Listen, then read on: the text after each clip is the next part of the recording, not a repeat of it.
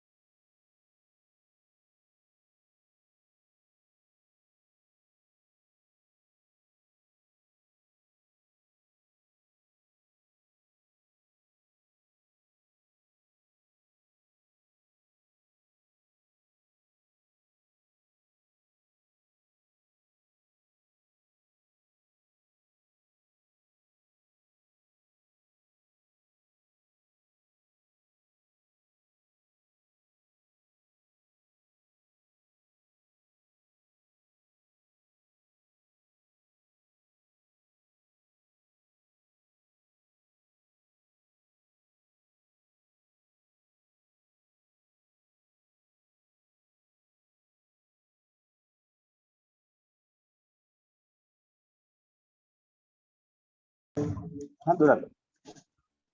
Assalamualaikum, Prof.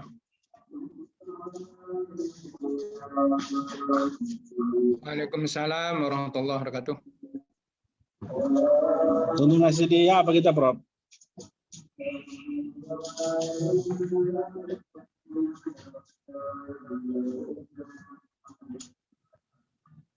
Masih di kampus. Ini masih di kampusnya. Iya. Wah, seru juga ini. Berapa orang sih itu?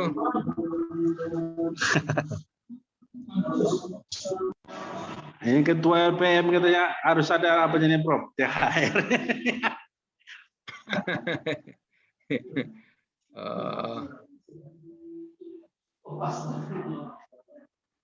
Oke, Prof. Gimana kita mulai, Prof? Boleh. Itu apa masih ada ya? Ya? Naskahnya Masih, Prof. Masih. yang lanjutan itu kan? Baik. Ya. Ini banyak siapa aja di situ? Ini, Prof. Mr. Arif, Dani, Hilal, Faisal, Ajwan, Uda. Sedang ngerjakan ini, Prof. Apa itu? Website alumni. Bagus. Besok jam berapa itu kira-kira? Apanya, Prof? Ininya yang sama LPM katanya. Habis jam 2. Besok? Ya. Oh, oke. Oke. Assalamualaikum warahmatullahi wabarakatuh. Yang terhormat Bapak Dekan Profesor Amruni Derajat. Yang terhormat para peserta jamaah turas malam ini. Nah, ini secara offline juga banyak yang hadir, Prof. Oh, bagus lah. Ya, tanpa berpanjang mukadimah, kita persilakan kepada Prof. Amruni. Silakan, Prof. Bismillahirrahmanirrahim. Assalamualaikum warahmatullahi wabarakatuh. Alhamdulillahirabbil alamin. Assalatu wassalamu ala asyrafil anbiya'i wal mursalin wa ala alihi wa sahbihi ajma'in. Rabbi shrah li sadri wa yassir li amri wa hlul 'uqdatam min lisani yafqahu qawli amma ba'du. Alhamdulillah kita bisa bertemu kembali ya. Meskipun ini kalian ternyata lembur berat juga ini. Ya, mudah-mudahan baguslah nanti isinya ya. Tunggu sebentar ya. Amin ya Allah.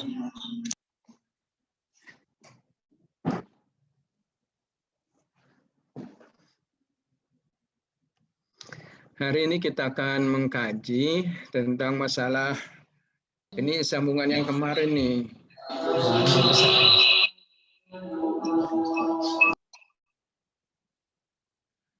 Kita akan membaca kelanjutan dari yang kemarin. Kalau yang kemarin,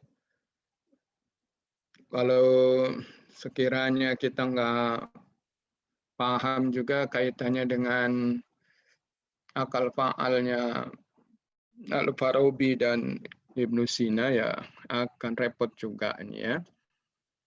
Tapi mudah-mudahan ada sedikit dari teks ini yang bisa kita baca dan kita kaji bareng-bareng ini ya. Yang pertama ini al-aqlu al-qudsi. Akal yang suci ya. Akal yang suci atau akal suci bolehlah. Yaitu wa huwa ibaratun an isti'dad. Bahwa diibaratkan bahwa akal yang suci itu diibaratkan atau diandaikan bahwasanya akal yang memiliki kesiapan. Ya, kesiapan atau dalam pengertian yang memiliki potensi yang siap dengan kesucian yang ada.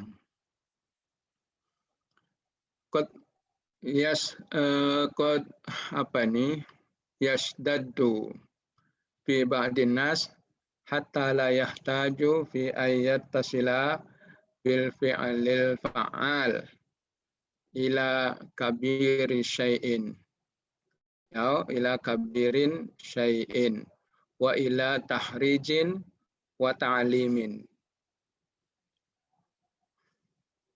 ini ada dikatakan sini ada sebagian daripada orang atau sebagian pihak. Dengar nggak ini? Dengar Prof. Dengar. Oke lah. Dengar Prof. Siap. Jadi akal suci diibaratkan sebagai akal yang selalu siap. Ya. Tapi bagi sebagian orang ini mengatakan bahwasanya untuk sampai bersambung kepada akal faal ini tidak tidak membutuhkan kepada pembelajaran. Artinya bahwa untuk sampai kepada akal suci ini, sebagian orang berpendapat bahwasanya akal suci akan sampai kepada akal mustafad, akal faal ini tanpa melalui pembelajaran atau tanpa melalui pendidikan-pendidikan yang formal. Sebab kalau melalui akal mustafad yang bergabung dengan akal faal, itu kalau menurut Ibnu Sina, itu kan bagian dari kelanjutan dari akal hayulani, akal bil malakah, akal bil fi'li, dan kemudian sampai kepada akal mustafad atau akal tingkatan manusia. Ya. Kemudian berhubungan atau berkomunikasi dengan akal faal yang merupakan itu adalah bagian dari kajian metafisika. Nah, di sini sebenarnya adalah titik pertemuan. Kalau kita bisa menguraikannya lagi, atau kalau kita hendak menggunakan istilah sufi atau tasawuf, maka disinilah adanya pertemuan antara dunia manusia dengan dunia ilahiyah. Ya. Kalau dunia manusia itu adalah melalui akal al-mustafad. Ya. Tapi kalau dunia akal mustafad, kalau dunia ilahiyahnya itu adalah merupakan akal al-fa'al. Ya. Kemudian lanjutnya dari apa ini? Naskahnya ini mana Zia?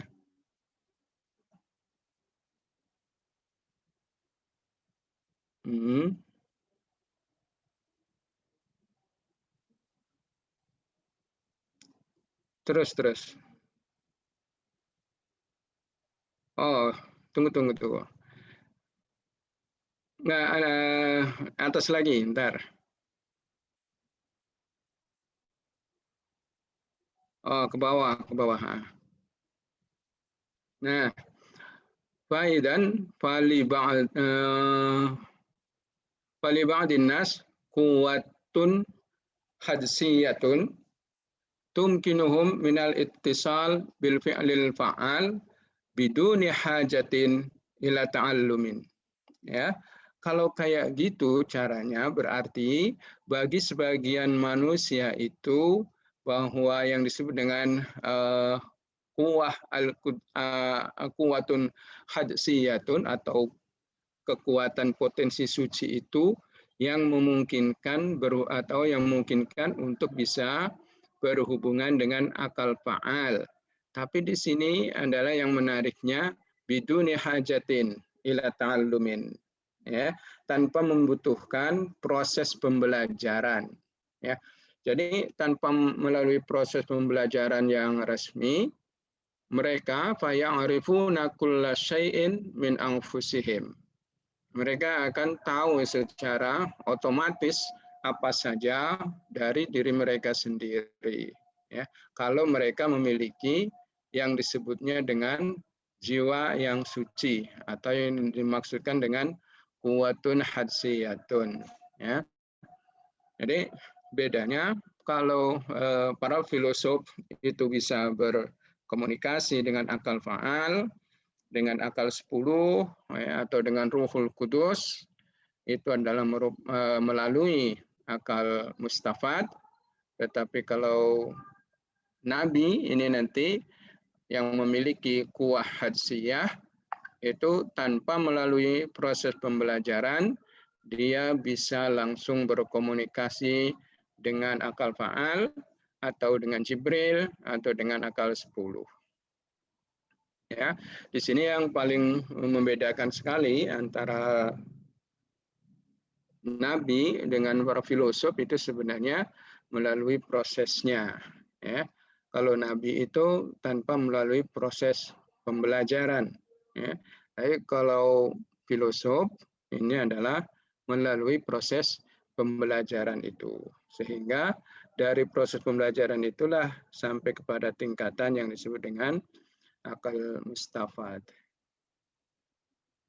Nah, kemudian tadi kan di atas dibilangkannya bahwa orang yang memiliki kuwah hadsiyah itu bisa berhubungan dengan akal faal tanpa memerlukan proses belajar.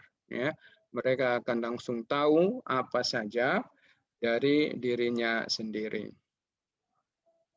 Wadhil hal minal aqlil hayulani, itu sama akalan qudsiyan.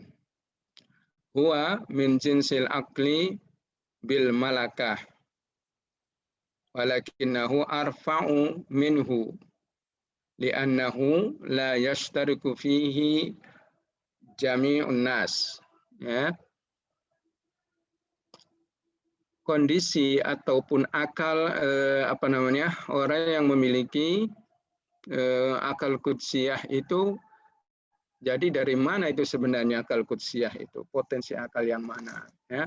Maka disebutkannya di sini akal qudsiyah itu atau quwwatun hadsiyatun atau qudsiyah itu adalah dari akal potensial atau yang disebut dengan al-aql al-hayulani. Ya. Maka akal al-hayulani atau akal potensial ini disebut juga dengan akal qudsiyah atau akal suci. Nah, potensi akal suci ini adalah dari jenis akal bil malakah.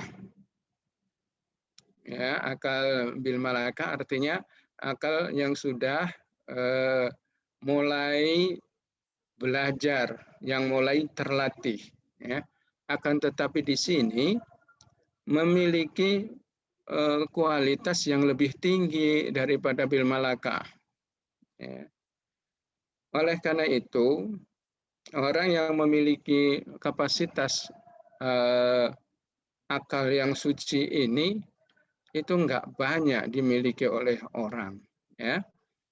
Artinya orang yang memiliki akalan qudsiyah ini orangnya jarang atau jarang sekali orangnya, ya, karena memang susah di sini, ya, memiliki keahlian yang memang khusus mereka miliki. Ya. Li'annahu la yashtariku fihi jami'un nas, karena tidak bisa bisa ditemui pada banyak manusia. Akan tetapi ini adalah untuk kalangan-kalangan yang khusus. Ya. Nah, siapalah sebenarnya yang dimaksud orang-orang yang khusus? Karena disebutkannya tidak banyak orang yang mampu mengarah ke sana. Ya. Maka disebutkannya orang-orang itu adalah faqad yakunu sahsin minan nas. Ya, muayyidun nafsi bisyiddatis sofa wa syiddatul ittisal bil mabadi al aqliyah ila ayyashta'ila hadsan. Ya. Nah, kemampuan yang dimiliki itu oleh sebagian manusia, sebagian orang yang diperkuat jiwanya itu, atau kuwah qudsiyah itu hanya dimiliki oleh orang-orang tertentu dalam pengertian yang jiwanya itu diperkuat dengan kesucian. Ya, menyucikan diri, mu'ayyidun nafsi bisyiddatis sofa. Syiddatis sofa itu berarti memiliki tingkat kecerahan, yang sangat tinggi. Ya. Kemudian wasiddatul ittisal bil mabadi al-aqliyah, dan memiliki ketersambungan dengan pokok-pokok daripada rasionalitasnya, sehingga sampai kepada tingkatan mampu memancarkan ya kesucian yang ada pada dirinya. Nah, tingkat kesucian ini yang dimaksud dengan memiliki sinar kesucian pada manusia itu, yang dimaksudnya adalah qabulan li ilhamil aqlil fa'al. Artinya mau menerima ilham-ilham yang dipancarkan oleh akal fa'al fi kulli syai', ya, terhadap apa saja. Artinya ada orang yang memang suci hatinya, yang sudah bersih jiwanya, sehingga dia mampu menangkap percikan-percikan dari sinaran akal fa'al yang bisa menyinari dirinya, sehingga dirinya mampu mengetahui apa yang sedang dibicarakan. Ya. Oleh karena itu dibilangkannya fatartasimu fihi aswar. Ya, kemudian muncul di situ gambaran-gambarannya itu. Bisa melukiskan di situ gambaran-gambaran yang ada atau yang muncul di dalam akal fa'al. Ya, kalau orang sudah mampu melukiskan gambaran-gambaran yang ada di dalam akal fa'al ini akan bisa menjawab apa saja. Artinya dia diberi gambaran yang sangat jelas dari akal fa'al terhadap apapun yang dihadapinya. Persoalan apapun dia mampu menjawabnya. Ya. Wa hadza darbun minan nubuwah. Nah, ini adalah merupakan jenis orangnya, ini adalah orang yang memiliki atau kalangan para nabi. Jadi para nabi ini memiliki jiwa yang suci, sehingga dia mampu untuk memancarkan dan mampu menangkap ilham-ilham yang terpancar dari akal 10, ya, terhadap apa saja yang sedang dihadapinya. Ya. Maka disebutkan di sini ini adalah bentuk lain, ya, daripada orang itu adalah siapa? Itu adalah dari kalangan para nabi, ya, tingkatan nabi. Malah dikatakannya di sini bal a'la quwwatin nubuwah. Malah ini adalah merupakan yang tertinggi atau potensi yang tertinggi dari kenabian. Wal ula antusamma hadhil quwwah.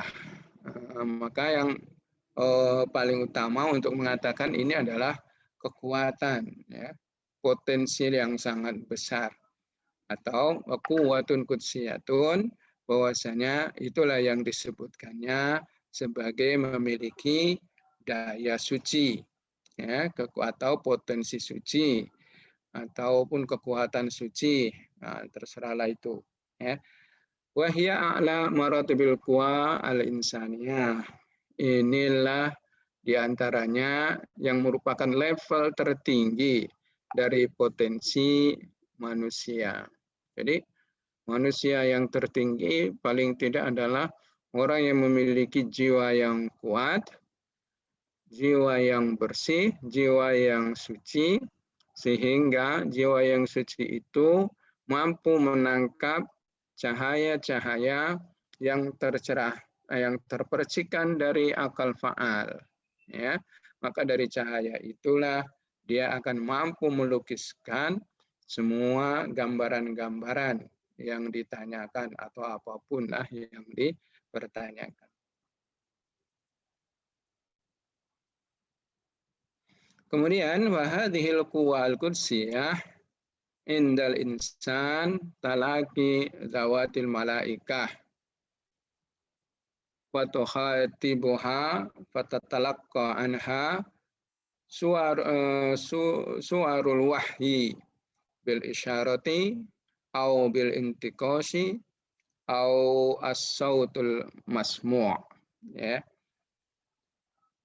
Kuah al-Qudsiyah ataupun jiwa yang suci ini yang ada pada diri manusia ini yang mampu merespon hal-hal yang dipancarkan oleh malaikat, mampu berkomunikasi dengan dia, ya, dan juga mampu untuk mencerap apapun ceritanya, gambaran dari wahyu, baik itu wahyu itu merupakan dipancarkan melalui isyarat-isyarat atau melalui intikos. Ini kalau asli artinya memahat, ya, atau mematri ini di dalam dirinya itu, atau juga yang bisa didengar melalui suara-suara, ya.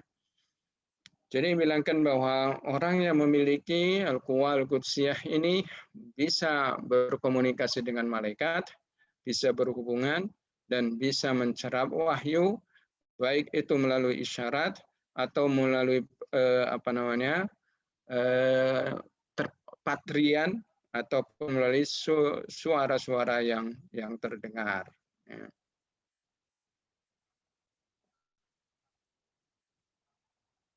Ini paling tidak yang bisa dibincangkan kaitannya dengan al-aqlu al-qudsiyah atau quwah al-qudsiyah.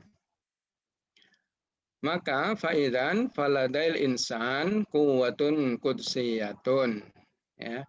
Maka pada manusia itu bisa disebutkan bahwa manusia akan mampu sampai kepada memiliki quwwah al-qudsiyah, di mana melalui quwwah al-qudsiyah itu yastati'u an tariqiha al-ittisal bi alamil ghaib wa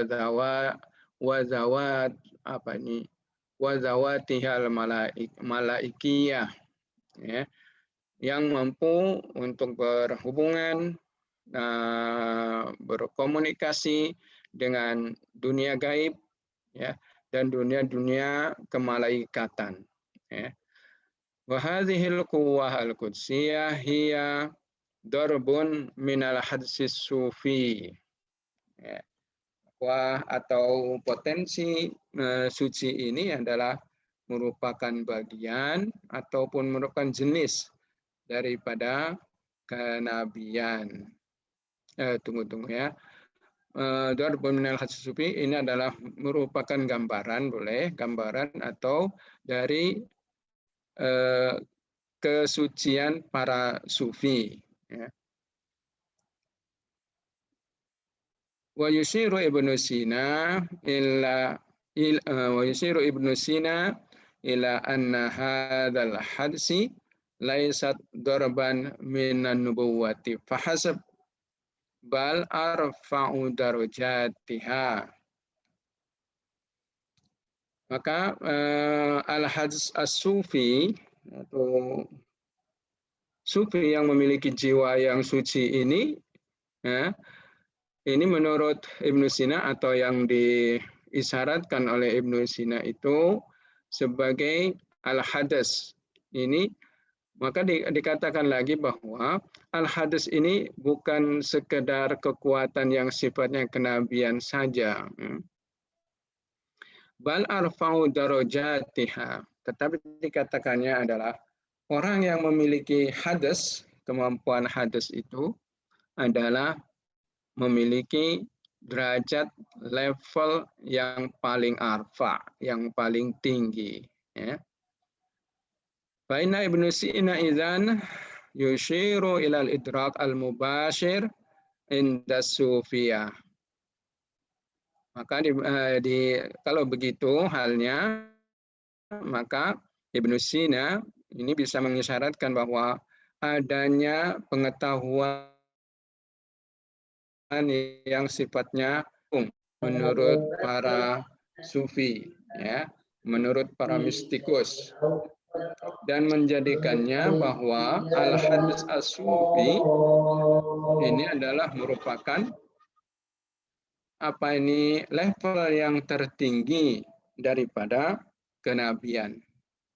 Jadi Ibnu Sina ini sebenarnya juga merupakan perintis awal dari yang nanti akan dibahas dalam tasawufnya Suhrawardi. Wa ka'annahu yad'ul muqaddimah ad-daruriyah lima sayaquluhu as-Suhrawardi. Ya.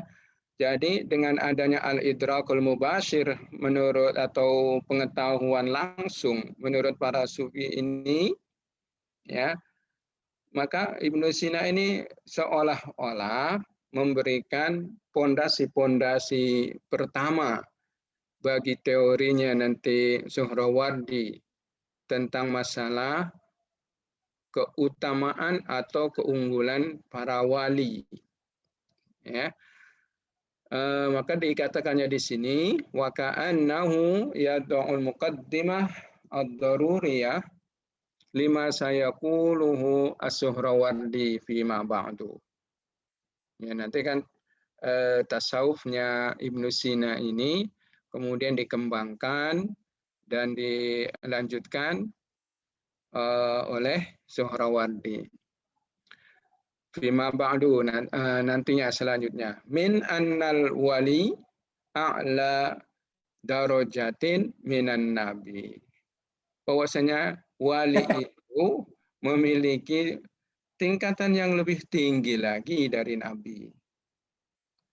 Nah, di sini sebenarnya ini adalah salah satu mengapa Suhrawardi dikiranya ini menentang mainstream dari umat Islam tuh kan, bahwasanya antara nabi dengan wali mana yang lebih tinggi katanya. Kalau Suhrawardi bilangnya al-wali, ya, al-wali ini. Nah, inilah yang nantinya salah satu di antaranya yang menjadikan dia itu ya dibunuh itu. Wal wali huwa as-sufi al-wasil wal qutbul arif. Wali ini adalah seorang sufi yang sampai di sini maksudnya yang al-wasil bi al-fi'lil al-aqlul fa'al. Ya, yang mampu menyambung dengan akal fa'al wal qutbul arif dan sebagai poros para arif atau para sufistik, ya. Wa hakadha yad'u Ibnu Sina qudmiyatan fi bidayati thariq al-muaddi ila tasawufil isyraqi. Begitulah kira-kira di antara kontribusi daripada Ibnu Sina dalam kaitannya nanti teorinya tentang sufi yang dilanjutkannya oleh tasawuf al-isyraqi atau iluminasionis. Ya. Saya rasa inilah yang bisa disampaikan malam ini. Kalau Mushkilatul Ma'rifah Ibnu Sina ini nampaknya pun repot juga ini untuk membahas ini. Gimana? Prof. Oke. Terima kasih Prof. Di sini juga sudah ada bergabung Pak Salahuddin Harhab, Salahuddin Sani. Mungkin ada komentar, silakan. Tafadhol.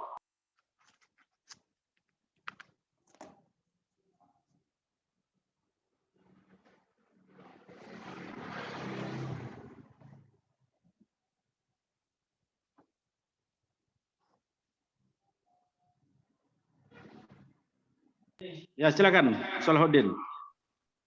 Tolong dengar Pak.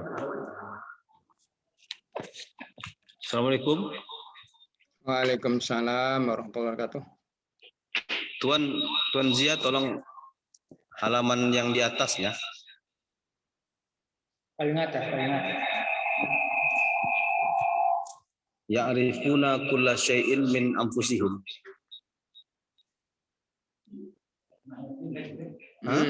Paling atas.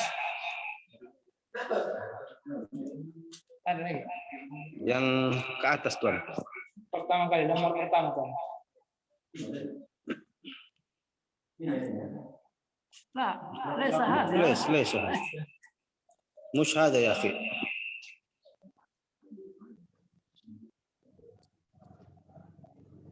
Yang pertama dibaca apa Pak Prof? Judul tadi. Judul besar. Ya, al-aqlu al-qudsi.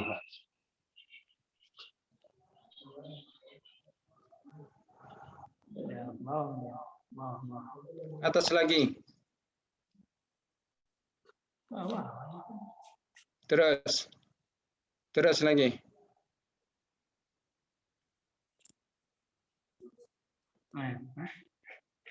Terus lagi.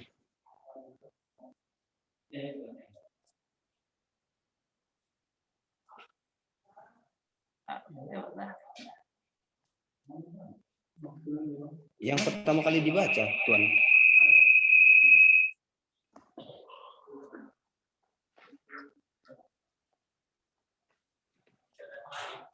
Dua satu.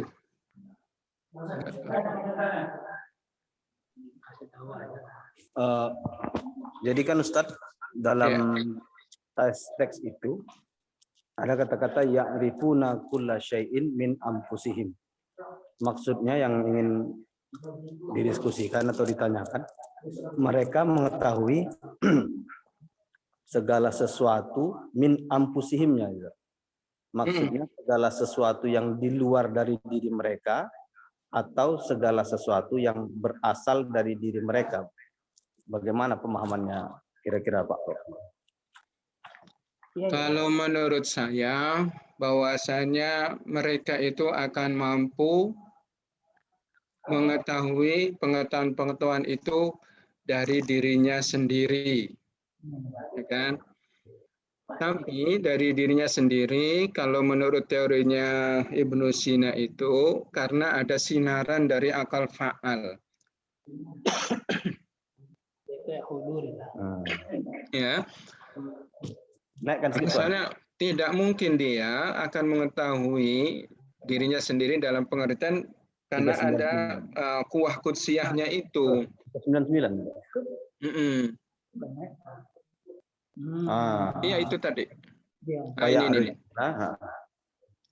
Oke. Wa idzan fali ba'din nas. Ya. Sebagian orang mengatakan bahwa kuwah kudsiyah inilah yang memungkinkannya dia bisa berhubungan dengan akal fa'al biduni hajatin ila ta'lim. Ya, ta'lim. Ini koma ini, ya kan? Tanpa belajar dia, tetapi dia mampu berhubungan dengan akal fa'al. Karena dia mampu bisa berhubungan dengan akal fa'al itu, ya, cahaya nurnya akal fa'al itu kepada dirinya sendiri, sehingga mereka akan mampu tahu apa saja dari dirinya sendiri. Tahu apa saja di sini. Ya. Jadi mereka paham karena berhubungan dengan akal fa'al. Dengan Jibril, tapi nama lainnya kan itu, dengan Jibril. Atau kalau kita bilang dengan malaikat Jibril. Oh, berarti kata min itu dimaknai dengan by, bukan about, bukan gitu. Bukan apa?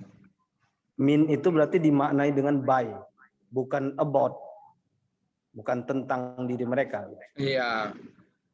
Jadi mereka tahu dari diri mereka sendiri, tetapi melalui, ya, setelah mereka mendapatkan pancaran dari akal fa'al.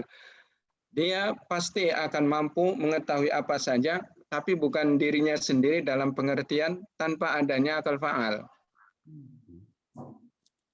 Dia akan mengetahui kalau disinari.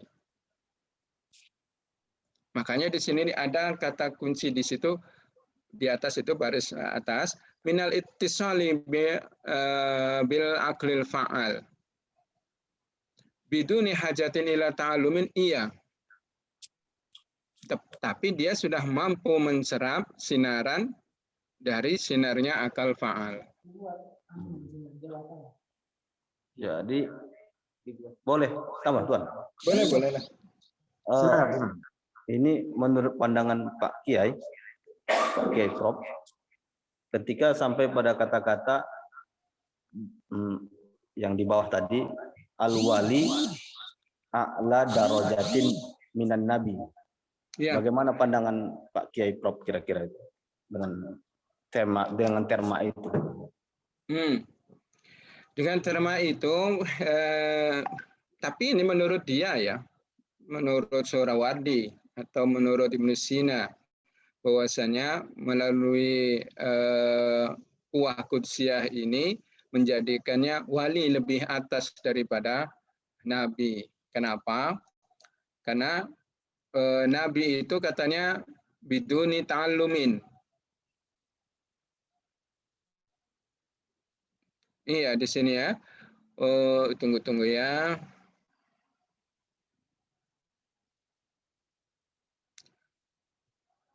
Kalau kita mau membacanya, lanjut lagi. Kalau mau kita menilainya dari keimanan Sunni misalnya, yang sunnah di sini, ini memang paling tidak sesuai dengan anggapan para Sunni yang berada atau yang beredar di tengah-tengah masyarakat. Nah, kalau kita ini kan umumnya mengatakan wali itu paling tidak tetaplah di bawah Nabi. Ya, di bawah Nabi. Nah, kalau Suhrawardi ini mengatakannya bahwa wali itu adalah memiliki level yang lebih tinggi daripada Nabi. Nah, inilah yang menjadi pertanyaan juga untuk selanjutnya. Kalau ada pertanyaan begini, mampukah Allah itu untuk menciptakan Nabi setelah Muhammad? Ini ada pertanyaan seperti itu yang ditujukan kepada Suhrawardi. Bisakah atau mampukah Allah menciptakan Nabi setelah Nabi Muhammad? Apa jawaban yang dikemukakan oleh Suhrawardi? Mas Suhrawardi mengatakan la hadda li qudratihi. Maka disebutkannya bahwasanya kekuasaan Allah itu tidak ada batasnya. Nah, inilah yang kemudian dikatakan bahwa atau disimpulkan oleh orang yang bertanya itu, ini membuka peluang bahwasanya Allah akan menciptakan Nabi setelah Muhammad. Nah, tapi itu hanya pertanyaan yang kemudian dijawab dengan la hadda li qudratihi. Itu saja jawabannya. Ya. Tapi kemudian orang memahami dari jawaban itu bahwa ada kemungkinan akan ada Nabi lain setelah Muhammad. Nah, inilah salah satu di antara pertanyaan yang menjadi bahan diskusi pada masa lalu yang kemudian berujung kepada penghukuman atas dia. Nah, itu yang bisa saya sampaikan. Ya, terima kasih Prof. Mungkin ada komentar lain? Atau kita padakan sampai sini Prof? Boleh. Oke, terima kasih kita ucapkan kepada Prof. Amruni yang sudah mendampingi kita malam ini. Terima kasih juga kepada para peserta. Di sini saya lihat ada Faisal Siregar, ada Dr. Asror dari Langsa, Imam Fikri, Kahfi, Rizki, Rabiatul, Salahuddin Harahap, Sandi Prayoga, Salahuddin Nasani, Tengku Azwan, Tuan Guru Huda, Umi Nadra, Winda. Dan dengan mengucap alhamdulillah, marilah kita sama-sama berharap untuk ke depannya supaya lebih bersemangat lagi untuk pengajian turas ini. Wabillahi taufiq wal hidayah. Assalamualaikum warahmatullahi wabarakatuh. Waalaikumsalam warahmatullahi wabarakatuh. Terima kasih, Prof. Oke, selamat bekerja.